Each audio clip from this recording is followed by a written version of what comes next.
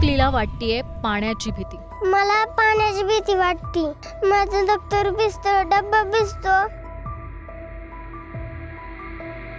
जीव धोक्यात घालून करावी लागतेय नदी पार। तुपाच्या दोऱ्या जर तुटल्या तर आमचं कसं होईल? आमच्याकडे काही लक्ष देतात नाही तुम्ही काही। रस्ता नसल्याने कुणी मुलगीही देईना।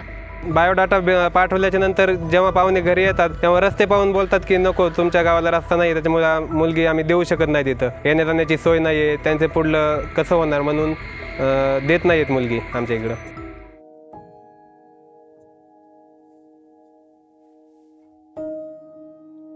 ही दृश्य आहेत बीड जिल्ह्यातल्या पाटोदा तालुक्यातली वसंतवाडी गावची। या गावात ना रस्ता आहे ना वाहतुकीचं साधन।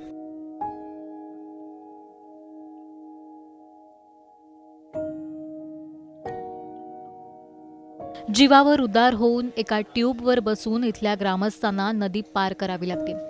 गेली कित्येक वर्ष या गावातले ग्रामस्थ अशाच पद्धतीने नदी ओलांडून प्रवास करतात। रोज सकाळी हेच चित्र गावात पाहायला मिळतं।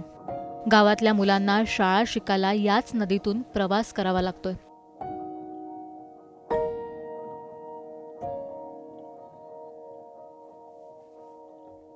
एका ट्यूबवर बसून 2-3 विद्यार्थी नदीच्या पलीकडे जातात। दररोज हीच जीवघेणी कसरत त्यांना करावी लागते।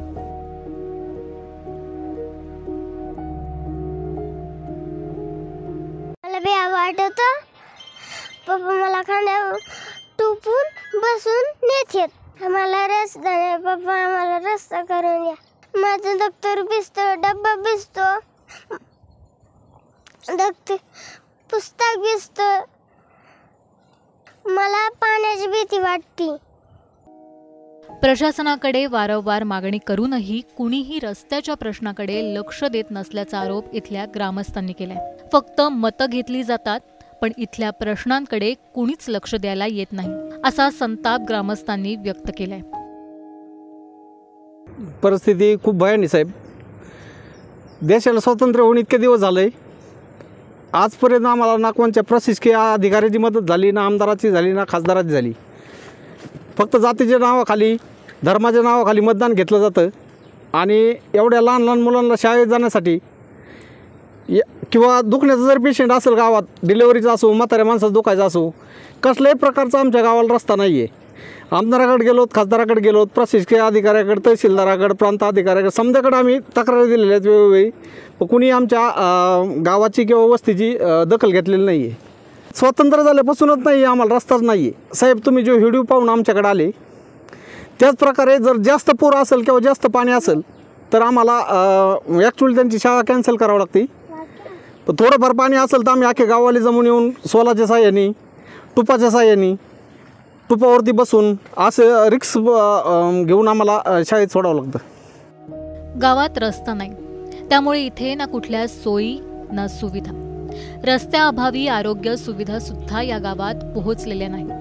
गावातल्या वृद्ध व्यक्ती, गर्भवती महिलांना एका ट्यूबवरून उपचारासाठी नदी पार करून नेण्याची वेळ येत असल्याचं ग्रामस्थ सांगतात। सरकार आमच्याकडे लक्ष देणार आहे का नाही, असा संताप ग्रामस्थांनी व्यक्त केलाय। वसंतवाडीहून लांबरवाडी आणि आम्हाला ग्रामपंचायत लांबरवाडी, आम्हाला कुंपण तिथूनच आहे। आम्हाला तेवढे रोड, रस्ते, नदी आणि तळं हमाम होतंय आणि तिकडं इकडं येता येत नाही। डिलेव्हरीचं पेशंट धोका द्यायचा अपेक्षा होती, म्हणजे वायाला जागतंय का जगतंय। डॉक्टरला बोलायला गेलं तर डॉक्टर येत नाही, त्यांना 4 चाकी गाडी आणता येत नाही आणि मग मोटरसायकलीवर काय पेशंट नेता येत नाही। इकडून गाडी जात नाही, तिकडून येत नाही आणि मग आम्हाला हे सुद्धा बाजार, हाट, माळं, टाळं अजून हे करायचं म्हणलं, आपल्याला हे आणायचं म्हणलं का नाही, किराणा माल, कुपान, तरी राशन बी त्या लांबरवाडीत आहे। आम्हाला येता जाता येत नाही, आणता येत नाही आणि मुलं खांद्यावर घेऊन जर जायला लागलं तर घाबरत आहेत। माणसाचे पाणी टाळून बाहेर पडाय बघतंय, लेकरं आरडत आहेत। आम्ही पण नदीपर्यंत जातो पण ते घाबरत आहेत, लेकरं बाळं रडतात आणि आम्ही पण रडत उभा राहतो। वाहून जायला बघते तर 2-3 माणसं आमचे असे नदीत वाहून गेले। त्या टुपावून जाता जाता टूप करली, पडले आणि वायाला गेले। ट्यूबवरून नदी पार करताना अनेकांनी आपला जीव सुद्धा गमावलाय. दररोजची कामं सुद्धा अशाच पद्धतीने करावी लागत असल्याचं ग्रामस्थ सांगतात. सरकार लाडकी बहीण योजनेचे 1500 रुपये देतं, पण आम्हाला पैसे नकोत, रस्ता हवाय असा आग्रह ग्रामस्थांनी धरलाय.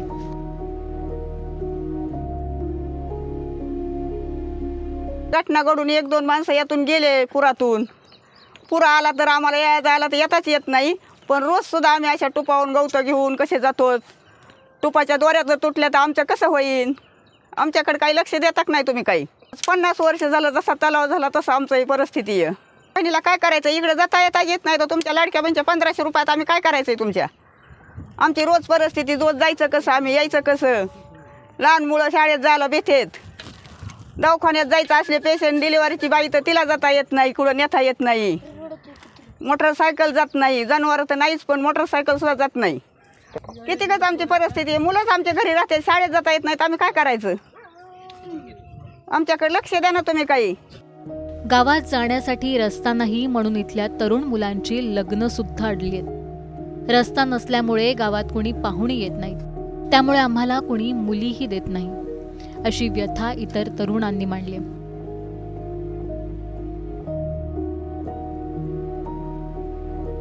गेली 25 वर्षापासून आमची हीच परिस्थिती आहे. लहान मुलांना खांद्यावर बसून किंवा त्या टोबावर बसून शाळेमध्ये सोडावं लागत आहे. हीच परिस्थिती आमची गेली 25 वर्षापासून. आपल्या देशाचे रस्ते मंत्री नितीन गडकरी साहेब असताना आम्हाला ह्या अशा रस्त्यांची लाज वाटते. ते एवढे चांगलं काम करत असताना हे खालचे लोक काम करत नाहीत व्यवस्थित. गेली 40 वर्षापासून आमच्या गावामध्ये ना रस्ता आहे, ना ST येत आहे, ना कोणी ॲम्ब्युलन्स वगैरे, कोणी आजारी असेल तर गाडी येत नाही, 4 व्हीलर पण जात नाही. बैलगाडी करून माणसाला आम्हाला बाहेर रस्त्यापर्यंत घेऊन जावं लागतं. त्याच परिस्थितीमुळे आज आमच्या गावातल्या तरुण वर्गाचे जवळपास 20-25 मुलं आहेत की त्यांचे असे लग्न होत नाही आहेत. असं नाही की मुली भेटत नाही आहेत. आमच्याकडे पाणी भरपूर आहे, जमीन भरपूर आहे, पण बायोडाटा पाठवल्याच्या नंतर जेव्हा पाहुणे घरी येतात तेव्हा रस्ते पाहून बोलतात की नको, तुमच्या गावाला रस्ता नाही, त्याच्यामुळे मुलगी आम्ही देऊ शकत नाही, तिथं येण्या जाण्याची सोय नाही आहे, त्यांचे पुढलं कसं होणार म्हणून देत नाही आहेत मुलगी आमच्या इकडं. आमची सरकारकडे एवढीच मागणी आहे की फक्त आम्हाला गावातून बाहेर पडण्यासाठी रस्ता पाहिजे आणि ग्रामपंचायतकडे जाण्यासाठी आम्हाला रस्ता पाहिजे, एवढीच मागणी आहे आमची.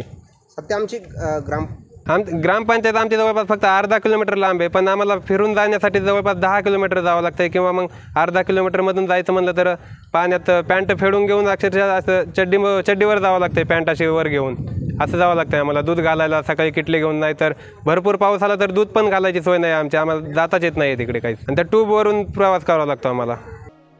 एकीकडे बीड जिल्ह्यात सध्या महापुराने थैमान घातले.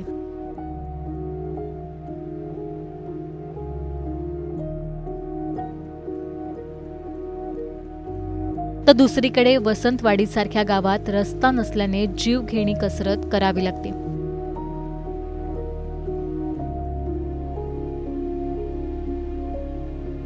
पुराचं पाणी आज न उद्या कमी होईल, पण वसंतवाडीतल्या ग्रामस्थांनी वर्षानुवर्षांसाठी चांगला रस्ता देण्याची मागणी कधी पूर्ण होणार? रस्त्यासाठी इथल्या चिमुकल्यांनी घातलेली आर्त हाक राज्य सरकारपर्यंत पोहोचेल का? वसंतवाडीकरांचा टाहो राज्य सरकारला ऐकू जाईल का? तुम्हाला काय वाटतं? आम्हाला तुमच्या गावाच्या नावासह कमेंट करून नक्की सांगा.